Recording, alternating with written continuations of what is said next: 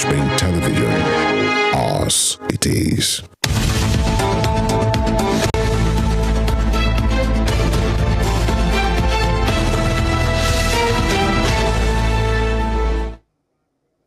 Great morning to you. Thank you for keeping faith with us on your amazing channel, Western Spring Television, where we say it as it is. Welcome to Morning Spring. FEMI OLANIPEKUN is my name.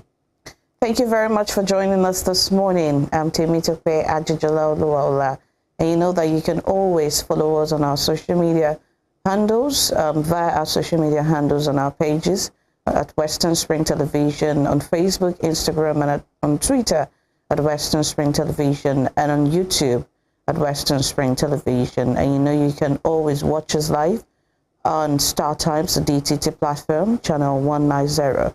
Good morning again. Thank you for joining us. Well, so we're inching closer to the end of this administration, and I sort of have a sense of everything is on autopilot now. The guys can't just wait to get out. Yes. And then the transition committee made press conference yesterday, announced plans to understand that the handing over ceremony, the transition ceremony, will start officially on Thursday next week, and then lots of events, about 65 heads of state, have been invited to be part of it. There'll be religious services, there'll be all of that, and it's going to be the end of an era, really, at the beginning of a new one. Yes. Interesting times, but I like I say, irrespective of all of the challenges that we face as a country and as Nigerians, but just to pray that whatever the situation, while you try your best to make your country better, also pray that whatever the situation, you make the best of the situations you find yourself in, and irrespective of the dysfunctionality, you still succeed in the midst of it all. Nigerians have very resilient spirit, very resilient, fight and keep striving for the best. As much as the society is not really, giving the best, they always make do with what they have. Wow, and that's the spirit, and that's what keeps us going and unique as a nation. All right, so let's begin giving you the newspapers. That's how we start the program every morning. So we serve you the offerings and the national dailies today, but I'll be after this break. Stay with us.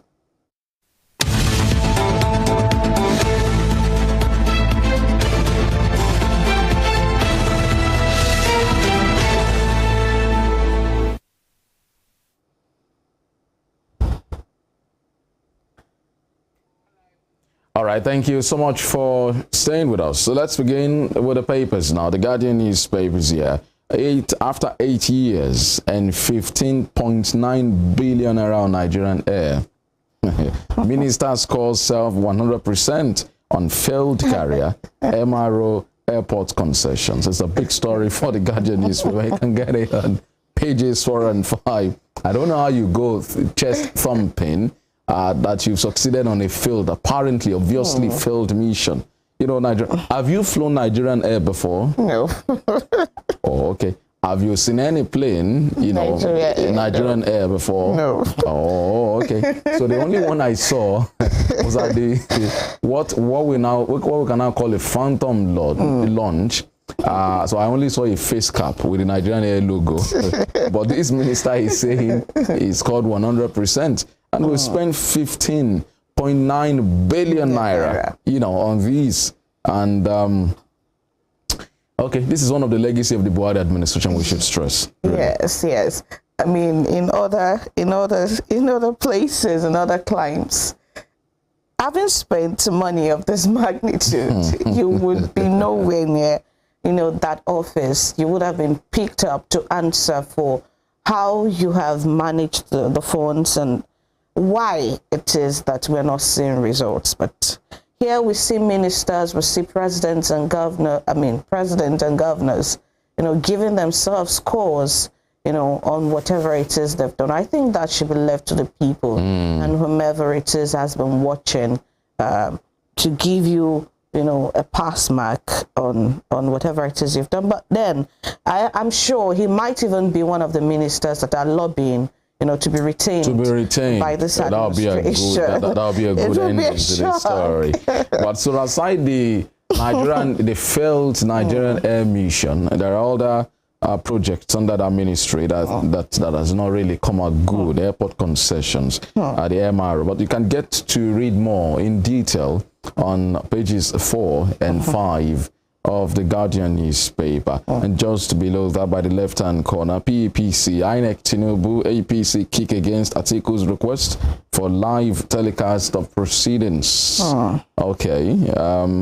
The PDP and Atiku Abubakar, the candidate of the PDP, are asking for a live broadcast of the Presidential Election Petitions Tribunal, and INEC, Tinubu, and APC are kicking against that. They filed an objection to that. I think that a decision will be made on Monday on this, so if it's going to be for those who are pushing focus on gender transparency. I heard the arguments of the lawyers of APC and INEC yesterday saying, then you want to turn the courts to Big Brother Nigeria. So, I mean, it's like you want to make it a reality TV show. I mean, saying, but let's see, whichever way. Yeah. If they want to put it that way, it's a reality thing, and we need to say it. I think this case should just be treated just like what the Labour Party and Atiku were saying yesterday about that call. I mean, there's nothing wrong with having a telecast of the proceedings. Nothing, absolutely, and it would be a very good turn. Like you said, it would engender transparency, and that's what we need at this time. All right, so that decision, I believe, will be made on Monday. Yeah. We have an idea if it's going to be televised live, the proceedings of the court. PTC unveils transition activities, warns unauthorized persons to stay away from Eagles Care. The Presidential Transition Council. Yes. So they've unveiled the transition activities, and they're asking people who have no business near the Eagle Square to stay away on that day. I mean, this because of some of the reactions to the victory of Bola Tinubu, and many objections, many people filing cases, many people are even saying that they should not be sworn in. Perhaps that's why they're asking unauthorized persons, because ordinarily it should be an event open to all and sundry, as long as you can. Because if my memory serves me right, for inauguration of almost any other president, you have people coming in. Of course, dignitaries.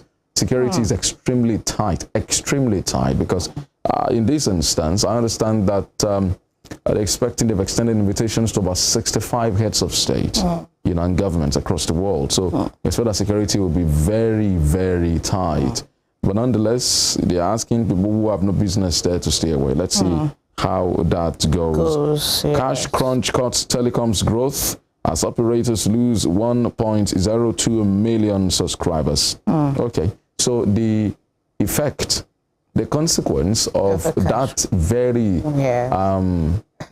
harebrained policy that we embarked on January, February will be felt in subsequent quarters. So the telecoms industry is reporting, a shrinking of their subscriber base. They lost 1.02 million. But I felt that they would have been the biggest winners, because many people had to fall back on e-channels at that time. Perhaps we need to get some understanding of this so that we know what exactly is happening there. We all felt the short-term consequence, and now some other companies and, maybe the government will feel the long-term effects of the cash crunch, and that's what we're seeing now. All right. Okay, Nigeria hopeful of $32.5 billion oil project as NNPC eyes 1.8 million barrels per day in July. That'll be good if we can do 1.8. I think for April, I think our production dropped to less than 1 million, and that was the first time in about 7 months that's happening.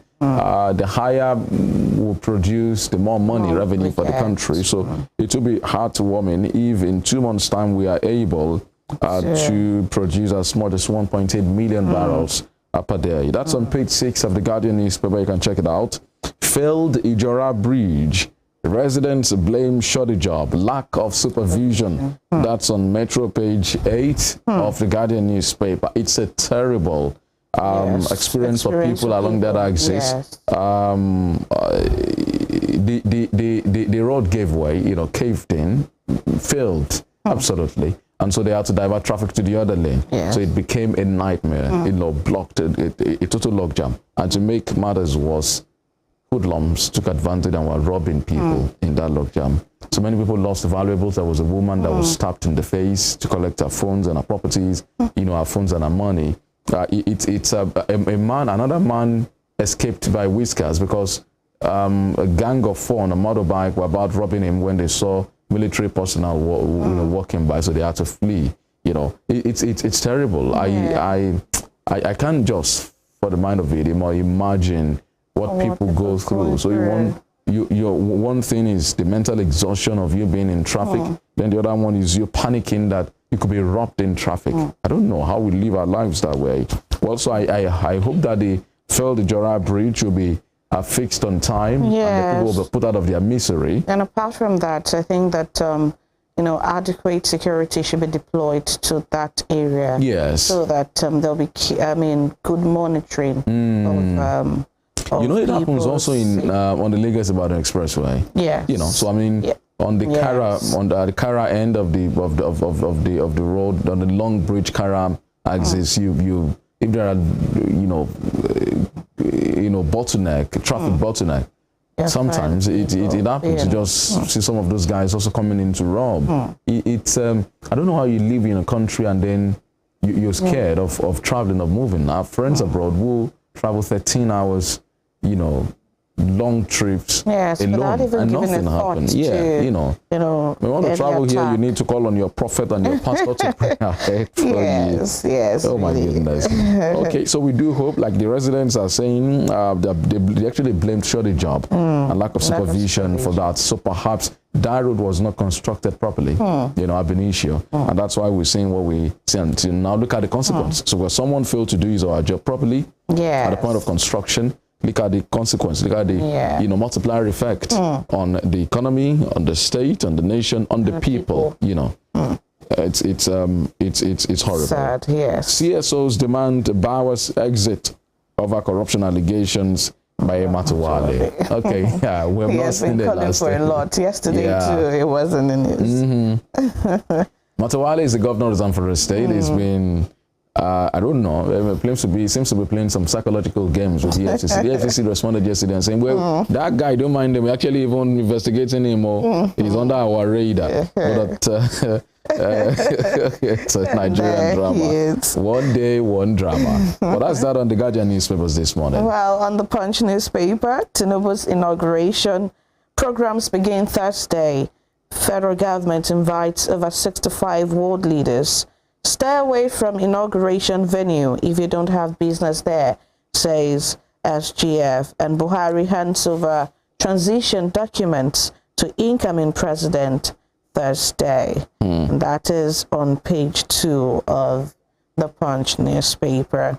There's a warning there to stay away from inauguration venue if you have no business there. I'm sorry, it beats me. How will I not have a business where my president, the president of my country is being...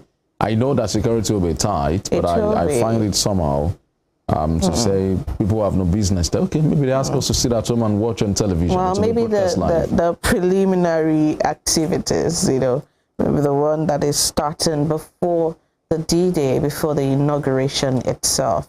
So which one will involve people like us, ordinary folks on the streets? May 29. That's the one they're asking us not to show up. No, so that's the one they're asking us not to show up for. I think it's the transition. If we have no business. Some of the activities, the transition activities, we actually have no business there. But the celebration, the ceremony itself, where we would have all the 65 world leaders gracing the occasion. In fact, I bet you that's the one you cannot attend. Wow. Yeah, I can bet you that. I mean, that's the one you cannot attend. You can't move close. You can't get close. Let's see how people battle this out with the federal government in the coming days. We still have some days to go. But I'm sorry to disappoint you. There's no battling out here. You take it as it's a fait accompli. Just take it calmly, go to your home, watch from your television. Thank God it's not a court proceeding. It's going to be that is being, kicked against. We would have it, telecasted. I know. I think we should just watch what will happen and see if there will be any changes. But then on page 8, NYC at 50, Buhari grants 65 ex-corpers automatic employment and scholarships. That's NYC still celebrating the spirit of the celebration. The president is granting 65 ex-corpers automatic employment and scholarship. Yeah, so I mean, 50 years after, NYCC waxing stronger, but there are questions as to the appropriateness or continued relevance of the scheme. But there are many who have the opinion that it's been an exciting time. It's been, you know, a huge contributor to national unity. You know, it's taking people several places. I served in Anambra State. It exposed me to the Igbo culture, and I fell in love with their culture. I'm sure many people, I mean, many people have. You know, many people also had similar experiences. So there are others. I think part of why people have concerns nowadays is because of the security challenges. Yes. Other than that, I think it's been an amazing experience for most people. Yes, it has for most people, except for those who have lost loved ones, you know, during service. You know, there's been people who got married, you know, from who met themselves in camp, you know, those NYC love. Well, the advantages really far outweighs the disadvantage of that, and that's just basically security. We hope that with NYC and the state generally, we can have security better. Yeah, to the bottom strip of the paper, page 7, Matawale diverted 70 billion naira with 100 firms, EFCC alleges. So it's a back and forth, an exchange of sorts between Matawale and EFCC. Matawale is asking for the head of the EFCC chair, and then same thing, the EFCC is alleging that Matawale has diverted some funds. And well, I mean, so it's as we say in Nigeria, season film. So we just beginning here. We continue to observe how it goes. Like you said, the state seems to be on autopilot, and everyone is just doing what they will. Well, maybe till May 29 when we have, of course, when we have a new sheriff in town. Yes. Well, on page 7, 2 held over U.S. consular officials killing. But that's a good development.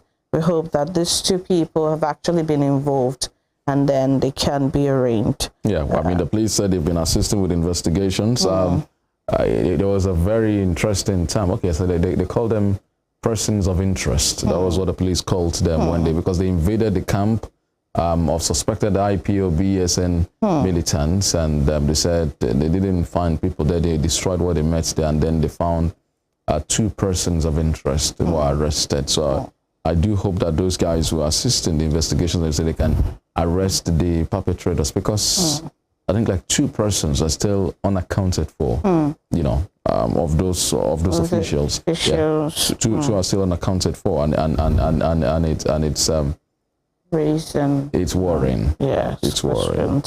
Well, I hope that they can nab these people, and I hope that the vigor with which they're going to nab the suspects here, it should be also, you know, extended to the citizens of the country whenever they are attacked, because it would raise questions if these people do get the people who have done this, the perpetrators, and then it was going to raise questions about how well they really are working on Nigerians being attacked. But on page 12, Osun workers protest as Adeleke begins payroll audit.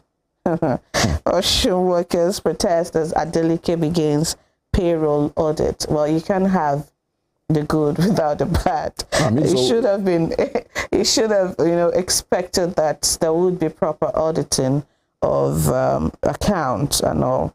So I mean, what I don't get here is why the workers are protesting. The employer wants to audit, really wants to know how many staff I have, and say, okay, I like to do some verifications. Those who are active. You're protesting. Why? I mean, what's the basis of the protest? Why are you Is it that you have something to hide? It does mean that. Okay, but you know, I spoke to some of them last night, and then what I was told was, well, why they're protesting is because they were not carried along.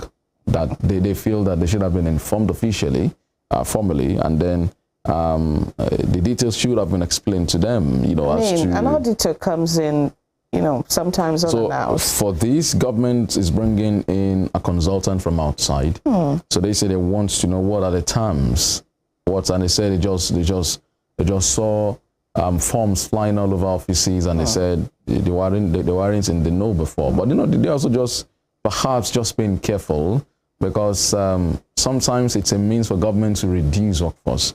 So get to nail people with, like for instance, one of them said yesterday, even it's been done before. The Artificial Administration did it in 2015, and I knew there were a number of issues. Some people lost their jobs that time because for some typographical errors on their certificates, and then that was a reason for them to boot them out, because sometimes, according to the labor leaders, the consultants have a target. You know, so okay, can you help us reduce the workforce? So they look for every flimsy reason. So you may not totally blame the labor leaders for pushing back at this stage and saying, okay, inform us officially, let us know, and then maybe we'll go ahead. Because I want to believe that they can't. They do not have the powers to stop the employer from auditing. Yeah, you know, doing that. But, and I do not think that it's necessary to inform them that there would be an auditing. You know, they should always be ready. I mean, some people don't even keep accounts of the spending, expenditure. So the audits now is actually not about your finances. The audit is a personnel audit.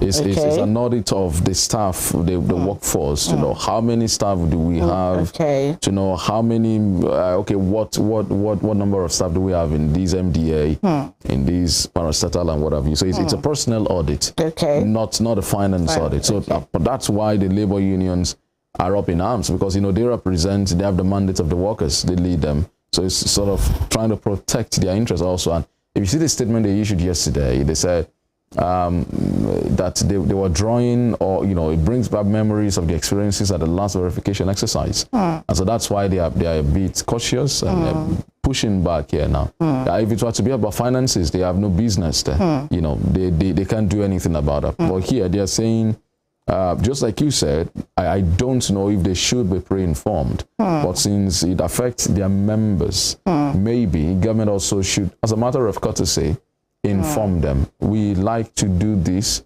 This is a consultant that we've engaged. This is the terms, you know, just like that, you know. So let's see. I'm sure government, because I understand that this has been put on hold now, so maybe they will do what, there will be some resolution of it. Right. Really. That will be good. Well, to just above the nameplate, federal allocation drops again as federal government states share 655 billion naira. Federal allocation drops again as federal government. Money no day, no money to spend this month.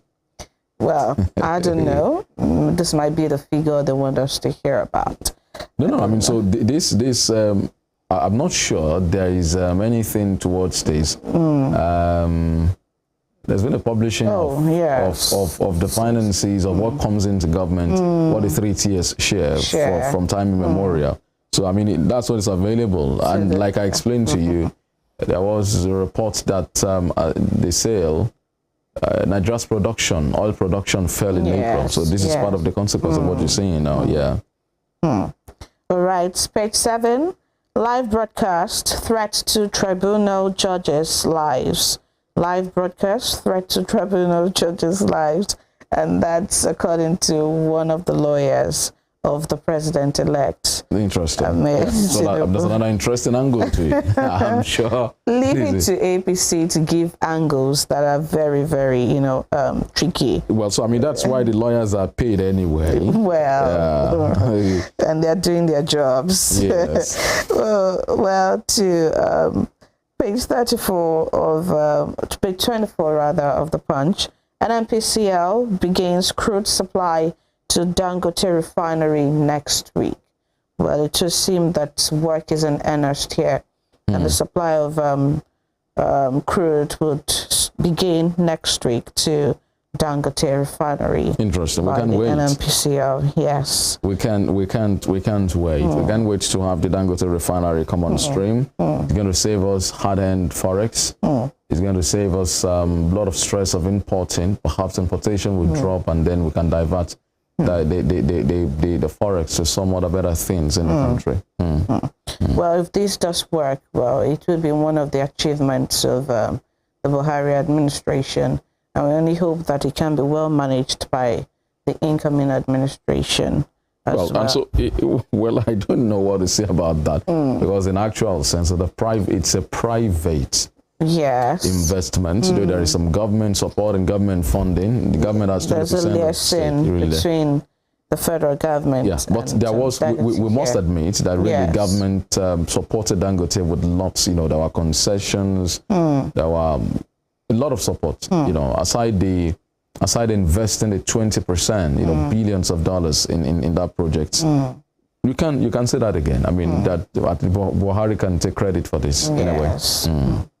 Well, that's so much we have on the Punch newspaper. Okay, so let's move on to the Daily Trust newspaper now. Daily Trust newspaper, and the banner headline ahead: inauguration, Naira falls to 760 to $1. For the writers, National Assembly leadership contenders woo lawmakers with foreign currency.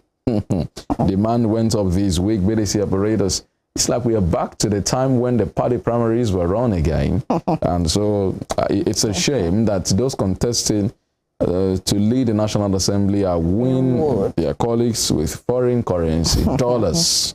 And that's why there is pressure on the dollar such that the Naira has dropped. Yes. Okay, so let's see, maybe it will come up again by the time the president-elect is sworn in.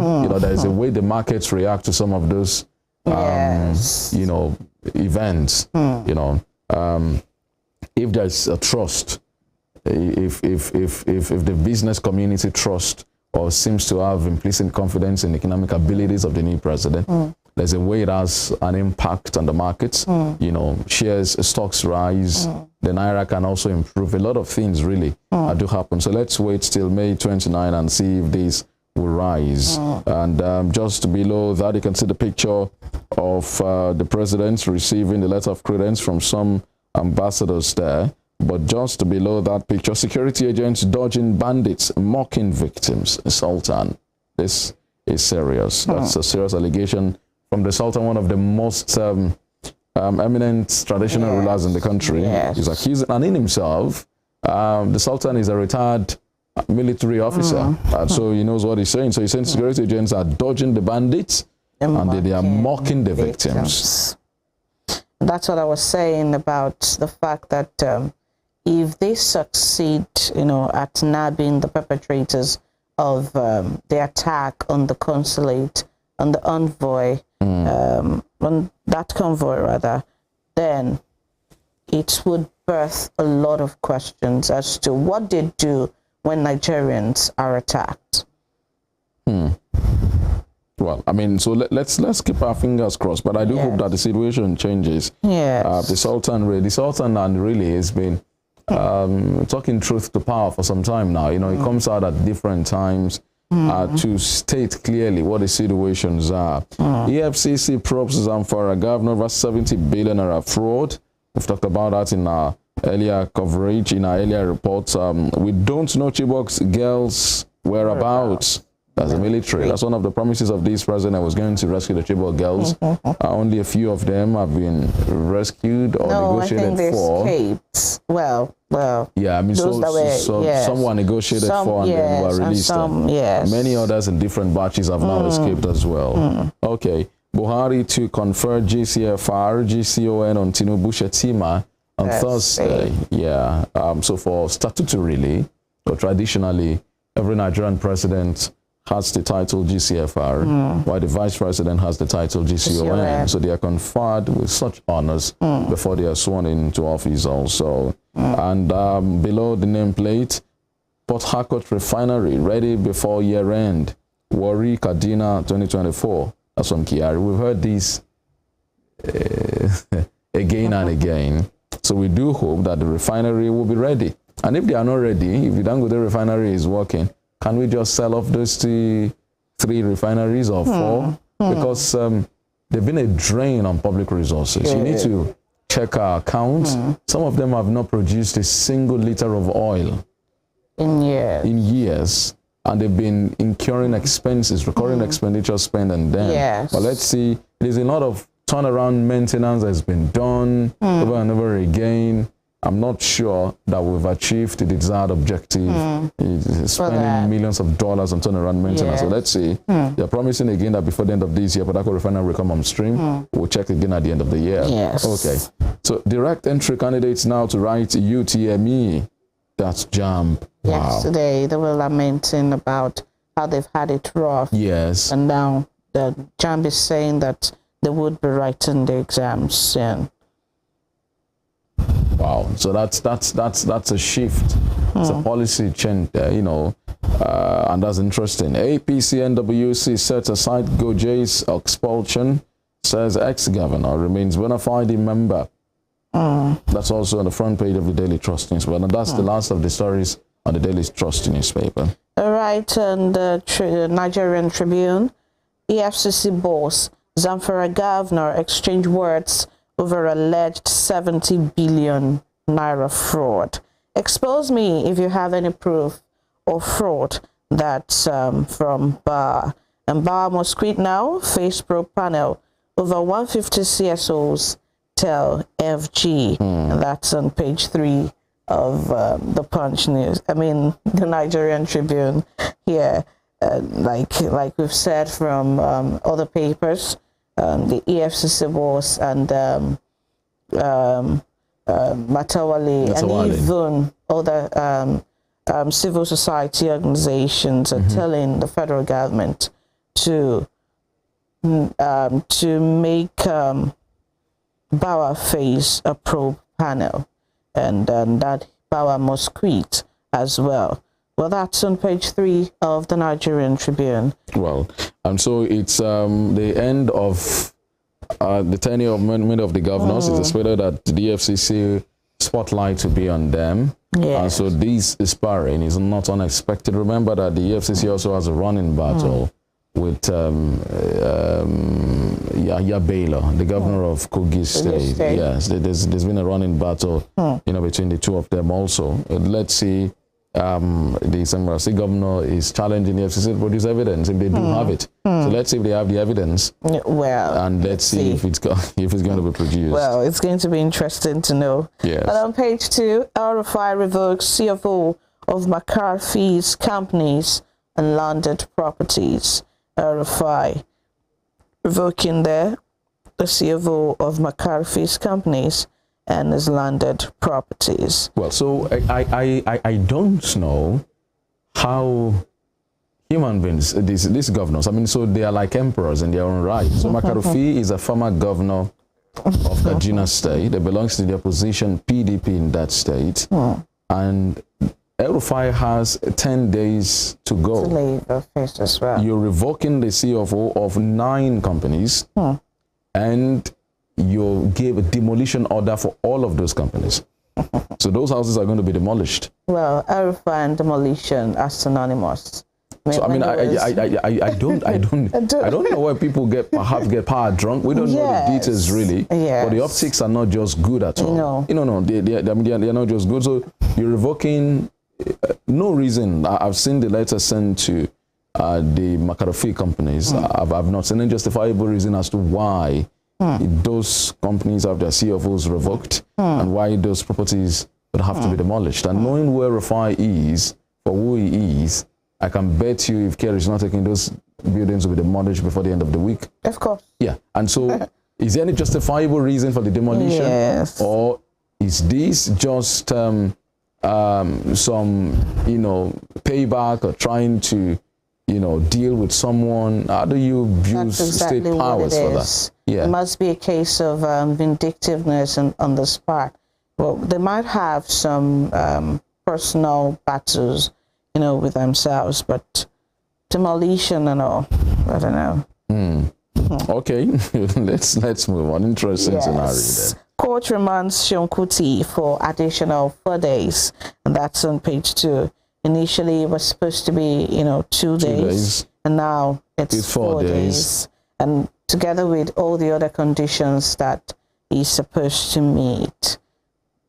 But I'm sure, with the benefit of hindsight, now looking back, he's going to regret that action. Of course. Yeah. Yes. It's brought him so much trouble. That's why it's important that you always exercise patience. Yes. You never know. So, like I said yesterday, he had shows planned for Europe this week. Yeah. The image, the brand has been affected. How do you assault a law enforcement agent, for no justification? And now the police will want to make an example of him.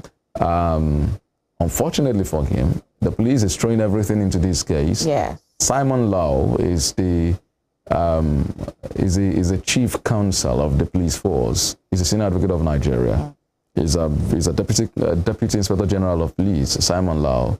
He came personally to Lagos yesterday for this case.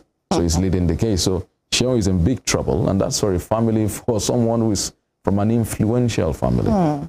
But they will want to make a case of him, and it's not like he's been good friends of the authorities before. Whatever you do, think twice, think of the consequences. You know that the police can be rational, they can be this, but then they say 2 wrongs do not make it right.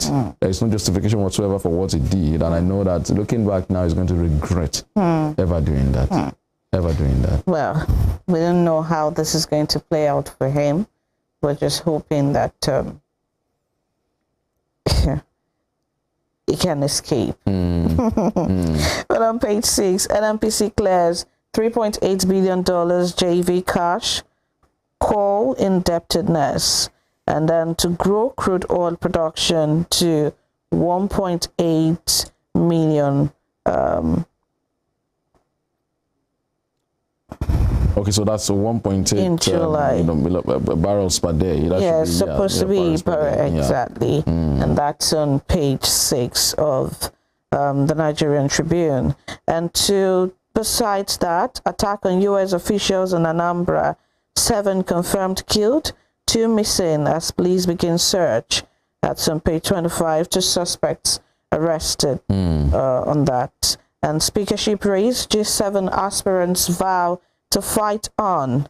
1 person can't run Nigeria, choose leadership for members elect. That's according to Wase, and that's on page 2. And 200 billion naira already spent on preparations for 2023 census. That's from the NPC, and that's also on page 2.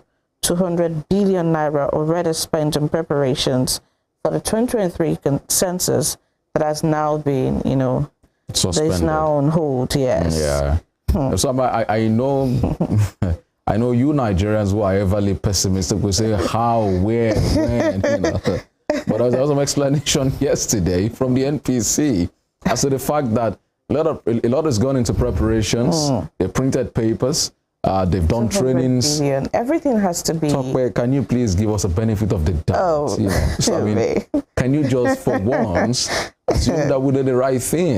So the entire budget was around 700 billion naira. So they've just spent 200 billion naira, and this was on preparing the ground for the census. The census was called over the last minute. So there's been trainings. There's been printing of papers. It beats me also, but I need to just let go and then try and understand. So I'm encouraging you to also understand. I am hoping that those printed papers and some of those materials would still be useful at the time they want to resume or revisit the issue of the census. I'm sorry, there is no guarantee that they will still be useful. You know why? Okay, so if there is a date that was printed on it, exactly. So May 3rd, for instance, you can come back on June 3rd. Wow. We would need to print another one. Wow. I'm sorry to disappoint you. And that might even, we might need to go beyond the budget of 700 million. Because we need to do another training. Wow. The training we've done that time, they would have forgotten. You should know how these things work. Wow, we keep losing money, but that's that on the census. That's the updates there. Well, on page 2, Ocean Labor Movement kicks against proposed staff audit, and I think they've been able to. They succeeded in holding it too. And then above the nameplates, direct entry.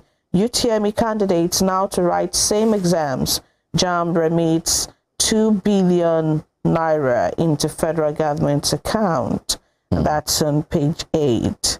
I'd only hope that the issue of this direct entry students writing exams is not also because of generation of phones. I hope that it's also to really sincerely evaluate, but I don't know if they have an existing record. I don't know why they should have to write exams again. Or perhaps because of quality. Well, we never know. I mean, there must have been a reason for it. Ordinarily the candidates only present their certificates. I think maybe there's a check for you to cross over for direct entry. Maybe. Perhaps it's for standard reasons. They've been noticing some maybe a drop. Yes. And well, I just hope that we can always make decisions that would, give some of our citizens some sort of level ground to operate and not, compile the hardship. But to page 4. Buhari to confer GCFR, GCON titles on Tinubu Shatima, May 25. And the FG rolls out inauguration program. And on page 4, well, inauguration, as I've been saying, it's done in now. And, programs are already being rolled out. Invites have been sent. 65 heads of state expected, A lot is going into the preparation, and that means a lot too is going out of the pockets of the nation. Well, there's a review there, and it's taking a number of pages from pages 13 to 19. Buhari presidency, a review, and that's the third one by the Nigerian Tribune. All right. Well, interesting. I guess we'll move on to the Daily Independent newspapers now.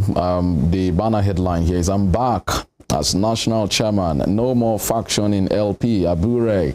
That's Julius Abure. Well, the drama is an ending in the Labour Party. Why this may not stay is because the case is still in court. I'm not sure they vacated the order that asked him to step aside. But what he is banking on, and as the reason why he came back into office, coming back to office, is because they filed a notice of appeal and also a stay of execution at the Court of Appeal. But it remains to be seen where the pendulum will swing. But Abure says he's back as a national chairman of the Labour Party. Himself and Lamidia Papa are the ones dragging this. Yeah. And I saw, perhaps maybe unrelated anyway, but the incident that happened to Papa at the Court of Appeal, 2 days ago. Yeah. That was 2 days ago when it was harassed, when it was, beaten in some instances, actually mobbed. His car was removed. There was a guy that tweeted yesterday and said, well, hours after he left there, and he actually confirmed that he participated in giving the Papa woto, as they call it. He had an accident, a terrible one. God really saved him. His car was terrible. And some people are saying, Papa caused those who did, and they're saying, for whatever reason, you don't open the cap of an elderly man in Yoruba land, and so there could be consequences. True. Whether it's related or not. But please be mindful. Don't get yourself into trouble. Yes. You never know. You never know. Yes. Just please kindly be careful. Yes. All right. So below that, the Zamfara governor under probe for alleged 70 billion naira fraud, as according to the EFCC. We've talked about that earlier on. NPC spends 200 billion naira in census preparation. Squara Tokwe is not comfortable with that, but we've tried to explain to her.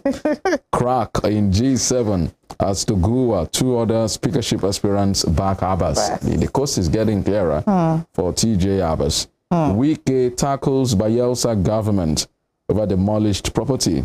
Wike and his drama. Wike has come again. Okay. From Rivers to Bayelsa. PEPC reserves ruling on Article's request for live broadcast. You can get that on page 6 And AFDB approves $15 million loan for infra credit to boost capital. Nigerian airlines decry high interest rates, insurance premiums. Airpeace expends 60 billion naira on aircraft maintenance in 2022. And I wonder how those guys make profit. The aviation industry is so expensive to run and to maintain. All manner of levies, all manner of tariffs, all manner, and then even the planes themselves, you know, to maintain. I've always wondered how they make profit, because you know they are businessmen and they're in the business to make money. Bottom strip of the paper, manufacturers expended over 76.7 billion naira on alternative power in second half of 2022. That's on page 13 of the paper. That's the Daily Independent newspaper. And above the nameplate, FG Mules legal framework for presidential transition programs releases timetable for Tinubu Shetima's inauguration. Buhari confers highest national honor on Tinubu May 25, just some few days to the inauguration itself. Corruption allegations like Magu, Bawa must quit now. Face probe panel. CSOs tell FG. Interesting. Drama upon drama here and there. Okay, so that's that on the Daily Independent newspaper.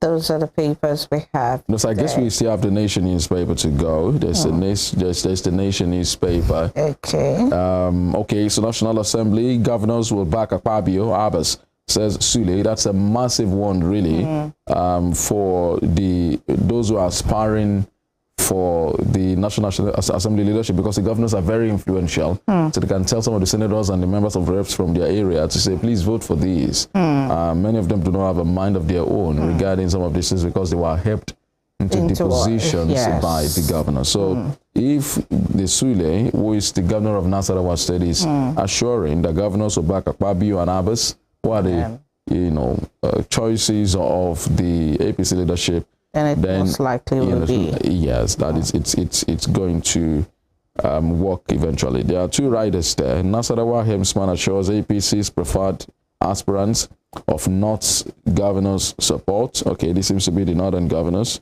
There's a quote there: we cannot in any way fight the choice of Bola Ahmed Tinubu. We cannot in any way fight the choice of our party. That's what Sule is saying there. Below that, the bottom strip, Akpabio praises Buhari's wife for African First Ladies building. That's interesting. And Sheun Kuti to spend 4 more days in custody. Sheun Kuti to spend 4 more days in custody. I'm sure if he had if that event were to play out again, I'm sure it will act better. No, it's no stranger. You know, it comes from a family of activists, of if you like, troublemakers. Yes. You know, Feda Rufflers. His father, Fela, was jailed. His grandmother, you know, was an activist. So he's not a stranger to this. I'm sure he's not. Yes. And while talking about the fact that he came from a family of activists, we should also know that he's also from a family that has witnessed a lot of police brutality over the years. Yeah. His grandmother, his father, and even some of his family members. I mean, some have said that he might be having. They should look into the possibility that he might be having post-traumatic disorder and all of that, and it might have, you know, contributed to the fact that, or to the fact that he really doesn't want to have anything to do with, you know, the police force, or he has no tolerance, whatsoever for, you know, them and their excesses. But then, while that is being said, we should also, you know, if you're going to refrain from whatever it is that is giving you trauma, you should really desist from them totally. I mean, he could have avoided that man totally that day. you know, even if he had ignored him, I think it would be a different case.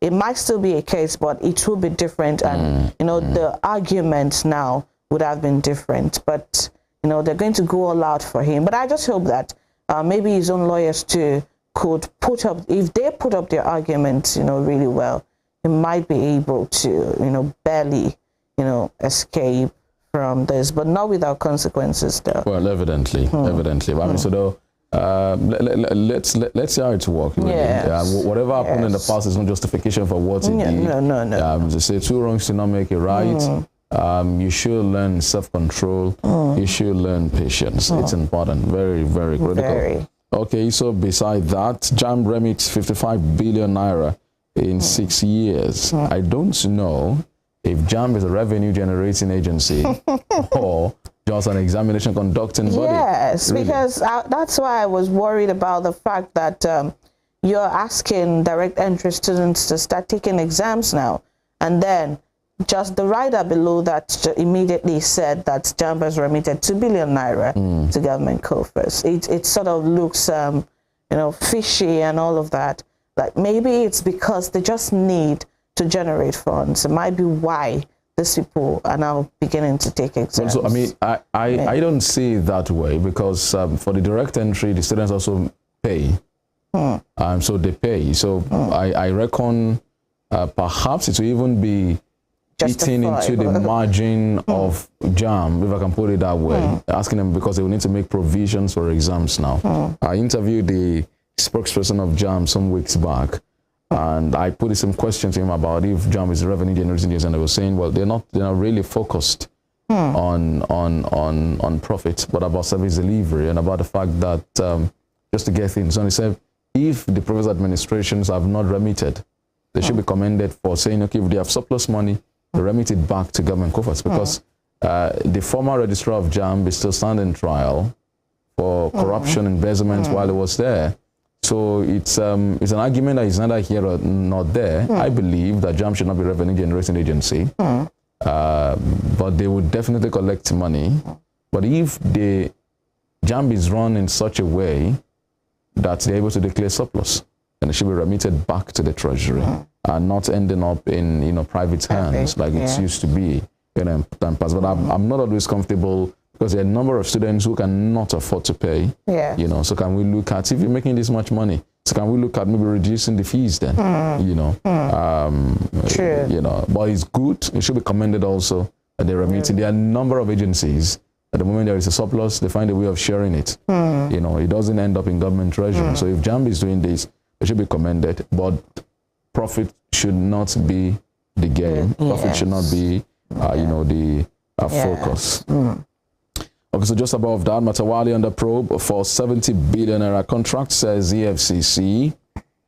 Ex-power minister still in custody. Step down for probe. Coalition tells Bawa.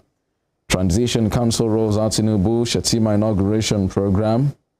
And just above the nameplate, we have spent 200 billion naira on postponed census, says NPC. I wish we don't have to repeat that. No, I need to let you know again so that you understand what's actually at stake here. And NNPCL pays $38 billion JV cash call to raise production. Autumn names streets after 1990 coup plotter Orca. And finally, court remands Ejigbadero over land grabbing perjury allegations. This should be about land grabbers. Okay, I guess that's without being in Lagos. But that's the much we have as regards to papers this morning. It's been a very extensive one. Thank you so much for staying with us. We take this short break. Now, when we return, bring you our guest and our conversation for the day.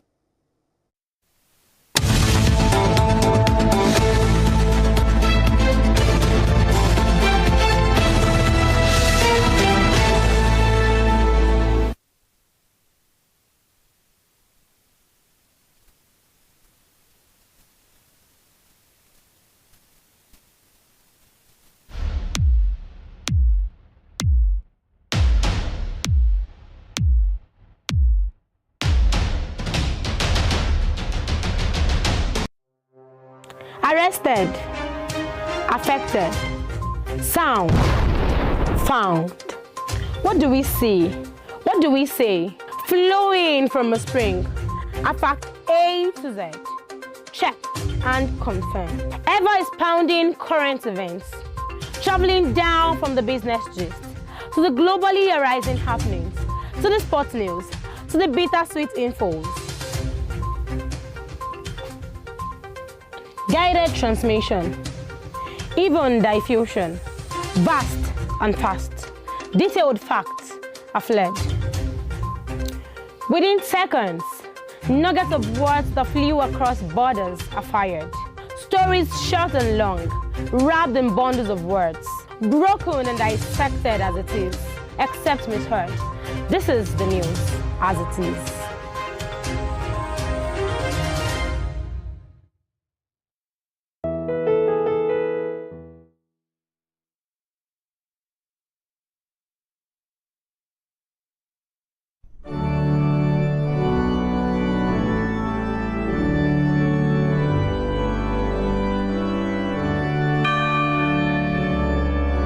Here are 5 amazing fun facts I bet you never knew about Christianity.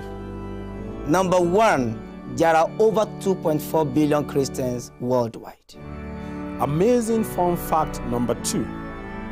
The Bible is one of the best-selling books of all time, with more than 100 million copies sold every year. Most Christians believe in heaven and hell.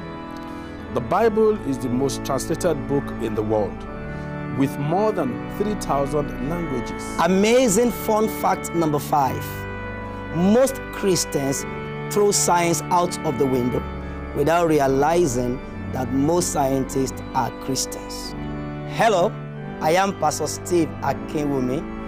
And I am Dr. Adeoye Oyewole. Join us as we highlight and discuss day-to-day issues pertaining to the day-to-day living of every Christian. Issues in Christendom shows every Sunday on Western Spring Television, channel 190, only on StarTimes.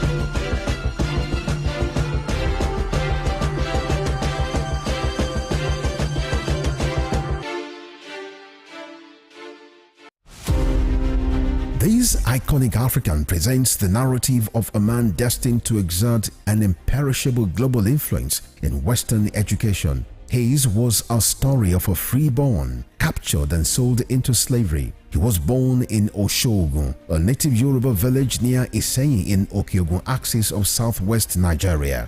Samuel Ajayi Crowther was the foundation student of Fora Bay College, Sierra Leone, the foremost university where the pioneer set of native Africans were educated. Samuel Ajayi Crowther's greatest contribution to humanity was his translation of the Holy Bible into the Yoruba language. The man who authored the Yoruba dictionary was also credited with the translation of English classic hymns into Yoruba and the Ekwere languages. Samuel Ajayi Crowther's private residence in Badagry, incidentally, the first story building in Nigeria, is an archival museum dedicated to the memory of Africa's first bishop.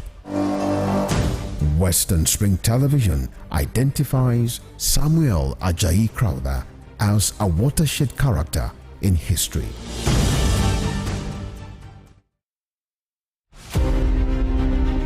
The 1914 Amalgamation Treaty is synonymous to the birth of Nigeria. Frederick Lugard, a British Army captain and an outlaw who struck gold in Africa, became the instrument used by destiny to make it happen.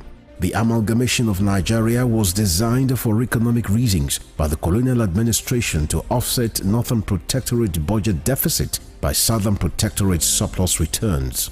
The amalgamation had ab initio created imbalance in the economic political structure of Nigeria and was responsible for the persistent hiccups and the efforts to forge a united country till today. Nigeria's amalgamation was labeled as the mistake of 1914 by native northern conservatives who neither wanted it nor contributed anything significant to its sustenance. Western Spring Television identifies with Amalgamation Treaty of 1914 as a watershed event in history. Born Jeremiah Oyeni Obafemi on March 6, 1905, Obafemi Awolowo was a prime architect of Nigeria's independence and most consummate advocate of free education and social welfare in Africa's most populous nation. Erudite politician, thinker and philosopher, Awo was fondly addressed by associates and political colleagues, brought his unique attributes to bear on governance in the defunct Western region. He administered as leader of government business and the premier between 1955 and 1958. Obafemi Awolowo's premiership witnessed pioneering in the multi-sectoral policy initiatives and execution. The Western region under his administration paraded several enviable records. First television station in Africa, first real estate in Nigeria, first high-rise building in Nigeria, first modern sports stadium in Nigeria, first agricultural settlement in Nigeria, first modern civil service secretariat in Nigeria, and first industrial estate in Nigeria. His face is on 100 naira denomination as a mark of honor for his distinguished services to his country. Western Spring Television identifies Obafemi Awolowo as a major character in history.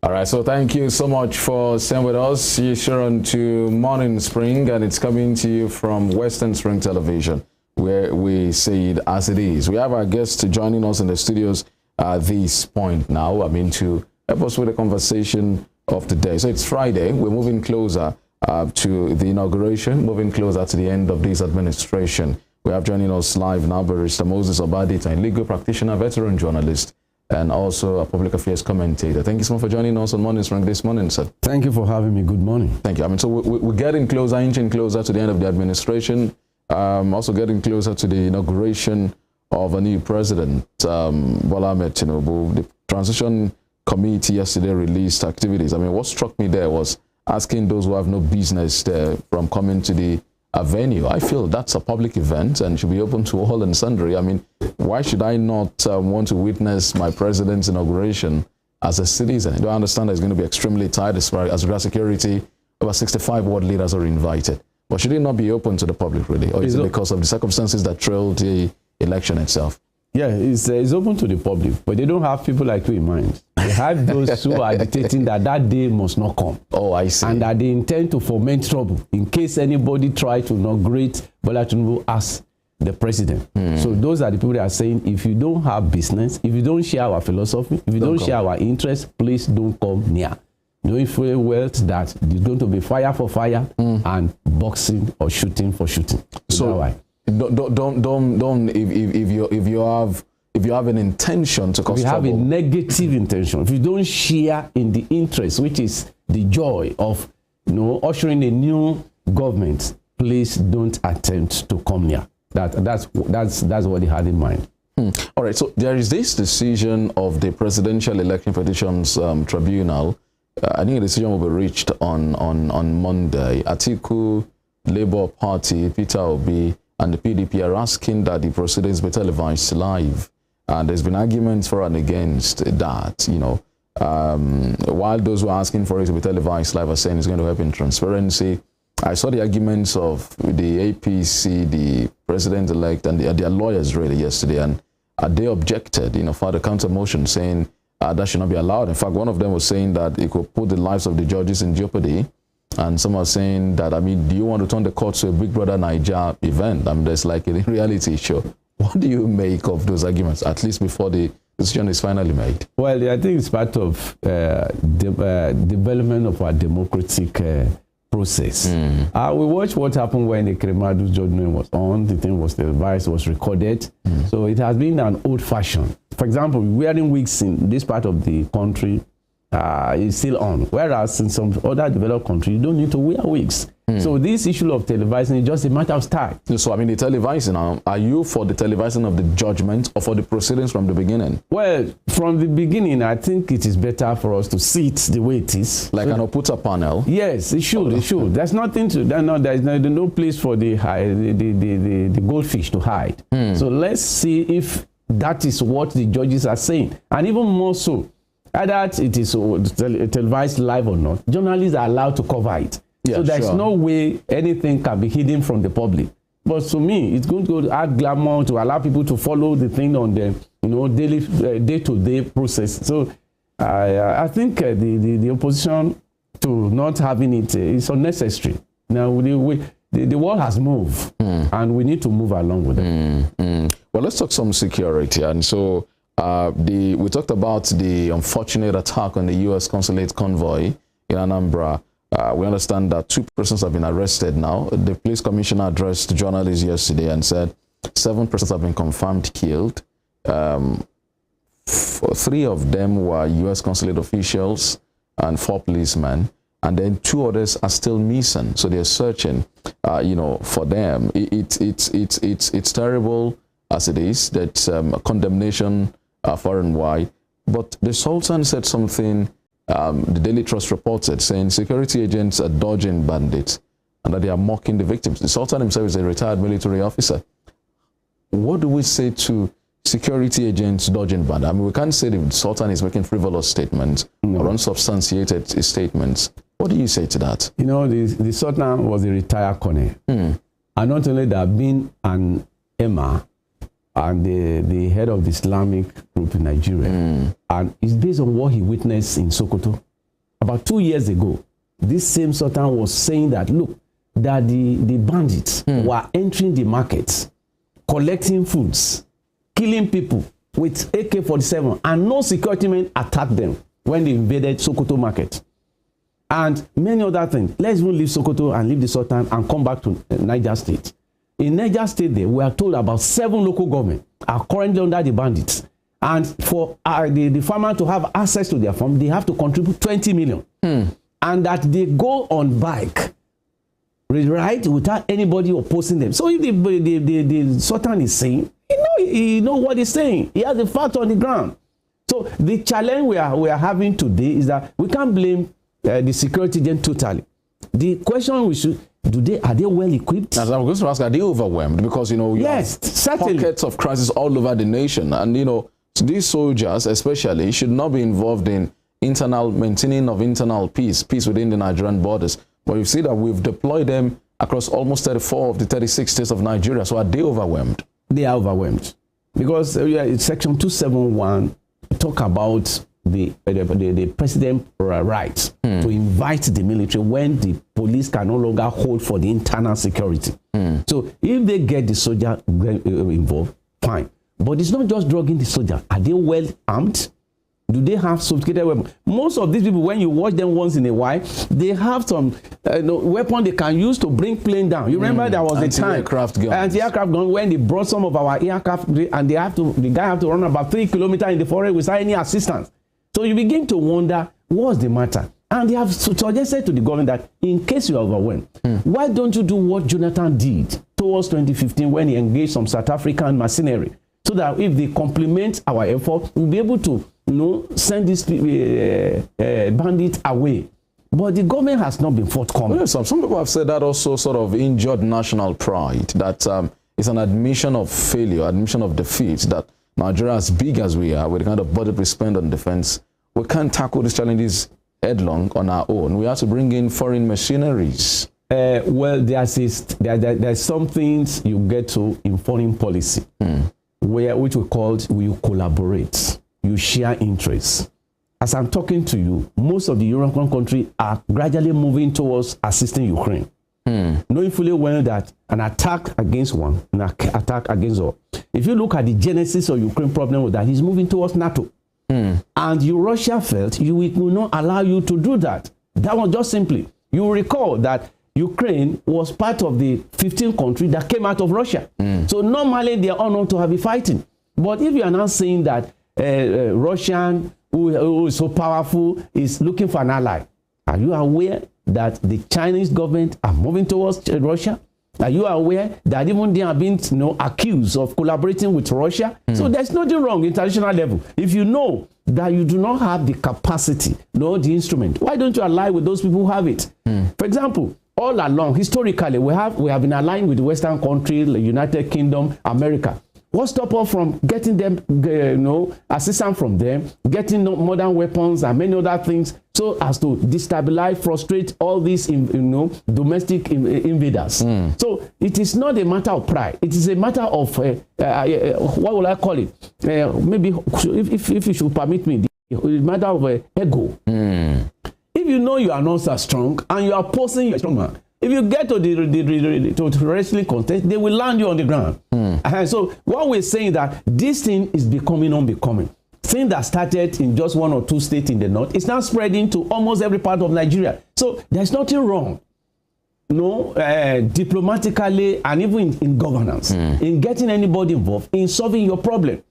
No one, for example, in today's newspaper now we are told that the portfolio investor, those who are coming, are no more coming, and this thing has destroyed, has reduced to about 35%. Definitely, no government or foreign country will come to a country where there's crisis, where the bandits are there, where people's lives are not safe. They won't come. And look at what happened in Anambra, we just mentioned now. Will the Americans now ask their company to come to Nigeria and invest so many things? So there's nothing wrong for us in getting any people. The military are overwhelmed, and then at a point in time, you also remember that even some of these people were even agitating that they were not giving them the allowances.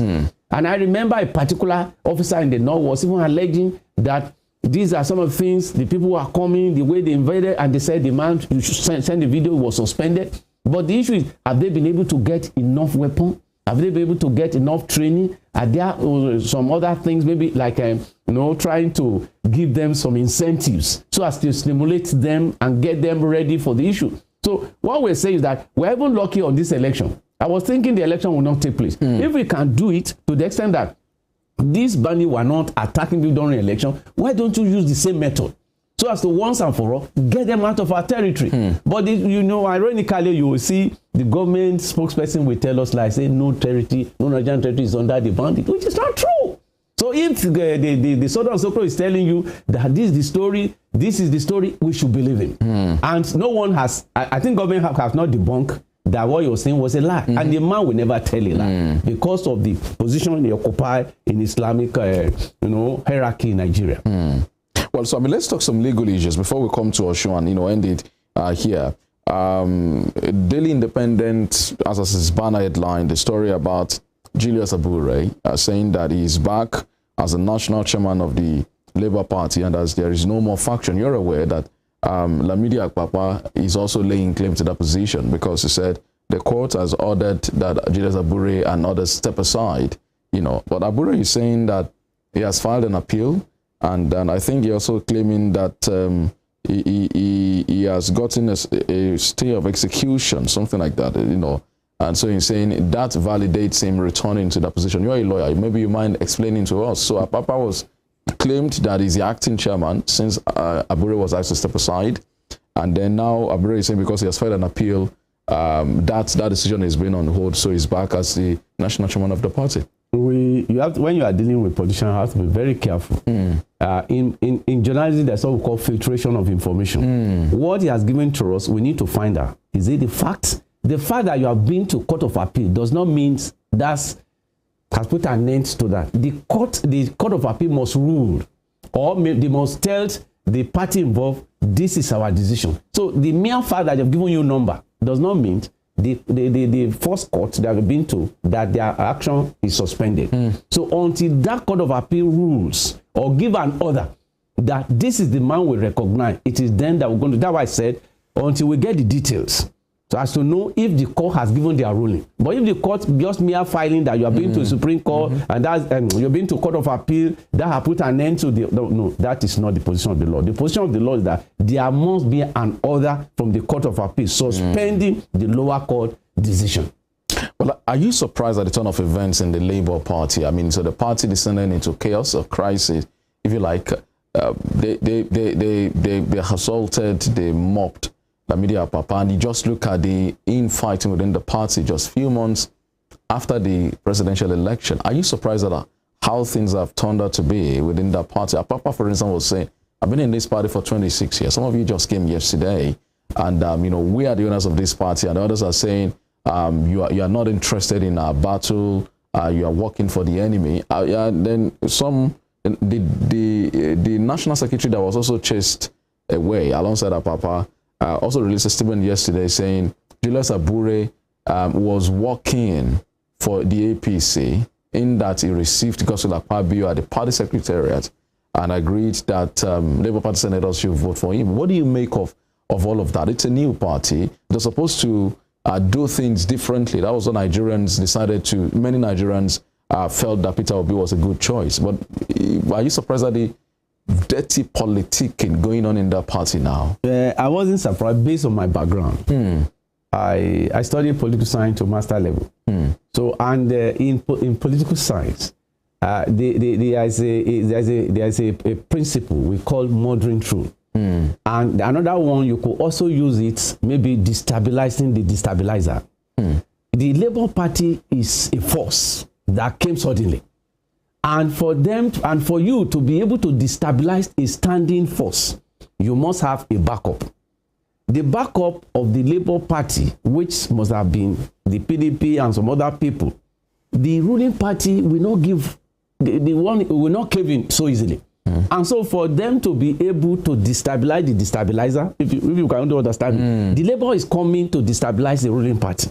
Because if they have had their way, they should be preparing for the inauguration. Yes. So because it's a force, it's like the rock of Gibraltar, the APC.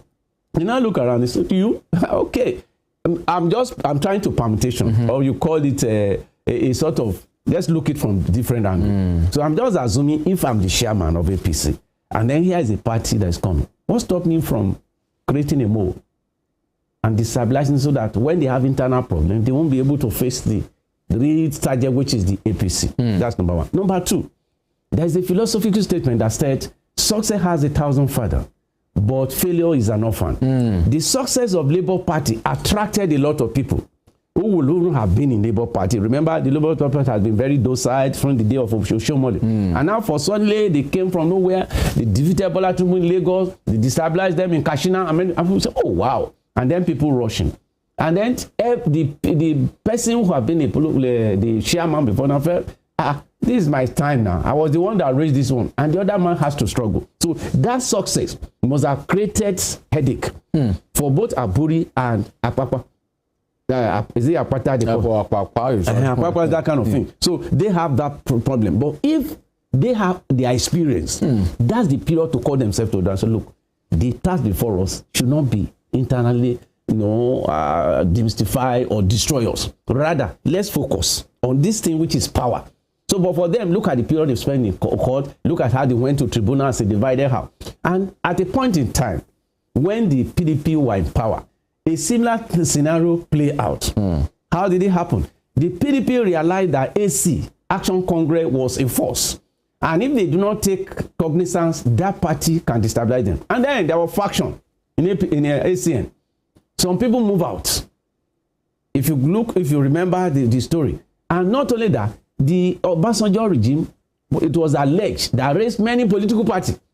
You have the Mushroom Party here and there at the point that we have about 97. So when you begin to factionalize like that, they won't be a formidable force as an opposition. So these are some of the things that might have been generating with the Labour Party. So to me, I wasn't bothered. I just see something must go wrong. But there must be a wise man. A Solomon must come to judgment among them and say, look, if we are going to somewhere, don't let us be like the Israeli that left Egypt, but they could not get to the promised land. And and why could they not get there? Because after they crossed the Red Sea, they thought they have gotten to the land. But really, they were looking for cucumber, they were looking for this, and as a result, they were not able to get to the journey. They could have cost them 40 days, cost them 40 years. So for the Labour Party to be able to get power, they must come back home, settle their internal wrangling, and then refocus, re-strategize, and then be able to penetrate the power that be. Otherwise, this Labour Party may be coming to a level where they may hit the rock, and eventually the party will not be able to hold. Remember what Chinua Achebe said? He said things fall apart. The center can no longer hold. So if they want the center to hold, they must come together. They must be able to reason, and then what's up? And look at how the PDP also lost in this election, just because of the chairmanship. Instead of the chairman to step down and allow the G5 to have their way, look at the story. So they ought to learn, but unfortunately, men never learn from history. We're always repeating the same mistake other people have made. Until we're able to learn and study other people and have people within a collectivity who strategize, who look at our shortcomings and then be able to provide solutions. It is then we're going to move forward. Not only the Labour Party, but as a country as a whole, we need to learn from what is happening in Labour Party. Well, so, just before I take you home here, I'd like you to look at this story about Governor El-Rufai. It's just 11 days to go, 11 or 10 days, revoking the C of O's of former Governor Ahmed Makarufi's companies, about 9 of them. He revoked their C of O's and he's issued a demolition order. I don't know how that comes to you. It comes to me because an old horse does not change its tricks. El-Rufai is used to that kind of thing. You remember him as a Federal Capital Territory minister. Many innocent people were rendered homeless. Many companies were destroyed because once he believed in something, that's the way he goes. And also remember, within his party, senator in Kaduna, because of internal wrangling, he just gave order. And the demolition said that house is supposed not to be there. So when you look around at people who are behaving like that, we'll be asking, is that leadership? Leadership should be constructive. Leadership should be with empathy. Leadership should be able to focus. Because today, you are in a position of power. Tomorrow, you may not be there. And let me just deviate a bit to what happened between Ukwabi Asika and Nnamdi Azikiwe. Ukwabi Asika was the administrator of Eastern Region. And then he will begin to harass Nnamdi Azikiwe. And Nnamdi Azikiwe had to call and say, look, no condition is permanent. The son of postmaster yesterday is not the administrator of Eastern Region.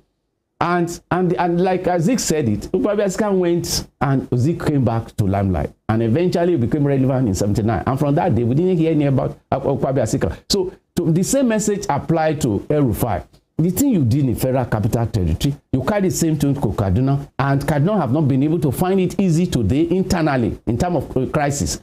Why destroying somebody who was your predecessor? Why destroying companies just because of political differences? Whatever it is, it should be done in a way by which it should be according to the law. Even if that is the situation, there are ways by which you can negotiate. Maybe for one reason or the other, you compensate. Because you can't just revoke certificate of occupancy. Did it pass through the process? I know what it means. In Osun here, I've been processing certificate of occupancy for somebody until the government comes. They've given us the, just for to issue certificate, we have to wait for a new way. So it's not easy to get certificate of occupancy. Talk less of revoking and then asking such company to be destroyed. That's not leadership. And we should the McCarthy should go to court and say, but unfortunately, El-Rufai used to ignoring court order. He has done it in Abuja, he has done it in Kaduna, and I'm afraid if the people who are elders in his party should be able to call El-Rufai to order for posterity's sake. So you feel that, I mean, this is because of political differences? It's like he did it to somebody, senator within his APC. He destroyed the building in Kaduna. So if McCarthy is in the opposition, what's stopping him from doing the same thing? So it is as that's why I said you don't teach an old horse a trick. He's used to it. Like the Bible says, can a leopard change his color? Can an Ethiopian man change his color? So this is the way El-Rufai have been going about it, and it's not good. It's not good. It's not good. It's not easy to build even a bungalow. Not to talk of building for for investment. No, that's not good. Well, so we end with this developing story here in Osun State about the state government, wanting to do a staff audit of its workforce and the labor movement kicking against it. They're protesting the payroll audit that the governor wants to do. They say they were not carried along. What do you make of? I've asked questions as to why are the workers against the governor doing a staff audit? I don't think the workers are going. I think they are only against the procedure. Okay. And you can't carry such an exercise without informing the labor. They are the head of those staff, so they should be able to be brought into the knowing. They should be carried along. They should be carried along and say, look, we intend to look at the number of labor we have. We want to look at how much we are paying on them. We want to look at the area where we are lacking. So having dialogue on that one. No labor group can stop the government, because the government is the one that employ them, and he who hire can fire. So that is why we felt it ought to be done. You will recall too in Benin during Oshomole. Oshomole carried the same thing, and the labor has to say, look, you have to bring us into it. El-Rufai did the same thing. He sacked teachers and many things, and the labor has to be in the street. So you can't do it. You must get them involved, but they can't stop you. But you must make them feel they are very important. They are the head of the workers. So there's no big deal. And I think what the government is doing, normally, any government want to know how many people is on my payroll. How much am I spending in? What's the relevancy? Can we shed weight? Can we add more? Those are things that any serious government do. So Adeleke is doing a good job, but the principle, the procedure, the modus operandi is the one the laborers are against. I think you should call them. They welcome him. Yeah. And, they should be able to have a good rapport on this. So from the statement the labor leaders issued yesterday, it appears that they have some bad memories of exercises like this, and made reference to what happened in 2015. And they said some of the hardship experienced in the past is what is triggering why they were not carried. I mean, you talked about they were not carried along. Now they're also saying they just saw forms being passed around in offices for one consultant to the exercise. Does an exercise like that always needs to end in some workers losing their jobs? Because that seems to be part of the underlying fear for some of them. I don't think, because I would say Adeleke is still enjoying a honeymoon. Yeah. And so the honeymoon should not end in this type of thing. He has been welcomed. The labor, you see how they were all dancing in Abere the other time. So to me, I just felt it's a matter of dialogue. Even if he has that in mind, he should still bring them in and say, look, the reason. For example, I remember I recall to Edo State where a primary school teacher cannot even spell. The same thing Kaduna cannot even teach. And one of the things in principle of teaching is that a teacher must understand his subjects. So if you are now taking auditing of the teacher, and you discover some cannot even teach. So what's the extent of engagement where you have many people who are not employed? So, but then the government should not try and take a step without getting these people involved. Let them involved. If we put them among the committee who are going to look to, so that you know it's not you are biased, it's not that you are against anybody or you are about to bring politics into governance. So that is why I felt it is still a minor thing that the governor and his advisor should be able to understand the Labour Congress, so that it will be too early if they begin this type of thing. Don't never underrate the civil servant. And there's nothing you can do without carrying them along, because they will expose your secret. Some documents that are not supposed to be made public will be made. I'm talking of what we have known them for. So, but let's appeal to the governor. Let's bring them in. Let them know what he's going to do. Even if he's going to sack, it should be based on necessity, not on political reasons. All right. So, the last one I was on in 2015 was also done by a consultant. This one also, there is one Sally Tibot's consulting, that has been brought on to do it. Why always consultants? Can't, the civil service do the audit itself? Don't we have enough hands, credible, efficient, effective hands that can do this audit from the inside, or it has to be from the outside? There's no law that says that. What in time past, what you do is to get 1 or 2 permanent secretary, directors, and some labor member, get them, set them up, and say, look into it. I want to know the number in this sector, in this ministry, in the local government, and many things when you do it. But perhaps because of the developments in recent times, that it is easy when you get external auditor who are professional, who knows how to go about it, maybe because of time, because of professionalism, and get them involved. And 2, you also look at the other side. Most of these consultants are also political party patronage. So that, we can do the stuff of these are the things, and okay, you give job to the boys. But these are some of the things that come, but it is something that you can do. In fact, it was even advisable for a state like Osun, who does not have enough money, not to get the consultant involved, because it is money. It's something that got money. The consultant will be paid. Of course. They are not the NGO. They have to be paid during, before, and after. So these are some of the things that I think the government has to put into consideration. So if they do that, provided that there's fairness, there's justice, and nobody is being, witch hunting, I think there won't be a problem. But the problem is how rich is the state? Do they have the money? We are saying now that by June, most of the state may not be able to pay their salary of their staff. Would they be able to pay this consultant in time? So those are the things the government should put into consideration. But are you sure that the workers also have nothing to hide? I mean, perhaps that's why they're up in arms against this particular policy. If the worker have something to hide, it shouldn't be the NLC. Because number one, they don't employ people. It is the past government that have employed. And quite often, whenever something happens, even at the federal level, you will hear what they call ghost workers. So most of the places where you find labor showing extra interest is either they themselves have been benefiting from the ghost worker. What do you mean by ghost worker? People who have retired, people who are not who are not physically on ground, and yet their salary are being taken by somebody. And I remember things like they do happen in some states which we've seen, even in Kaduna, even in some, I think somewhere in the north too, where about 50,000 at the federal level, over 5,000 people be on the payroll, and yet I think in Borno State, somebody 6-month-old baby was put on the payroll. 6 months. 6 months old. And it was reported in the newspaper. So let it be done. So if anybody have a skeleton in his combo, let it be exposed. That's how to move the state further, and then to make the government to know its weight when it comes to financial involvement.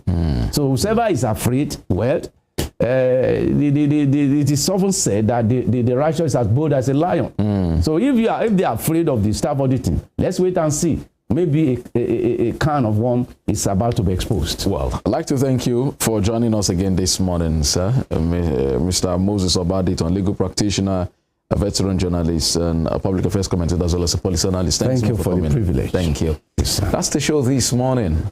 We're back here on Monday. Hopefully, Emmanuel will be back so that we can have another swell time on Spring Delight, on Spring Trends as well. Femi OLANIPEKUN is my name on behalf of TOPE. I'll see you some other time. Bye-bye.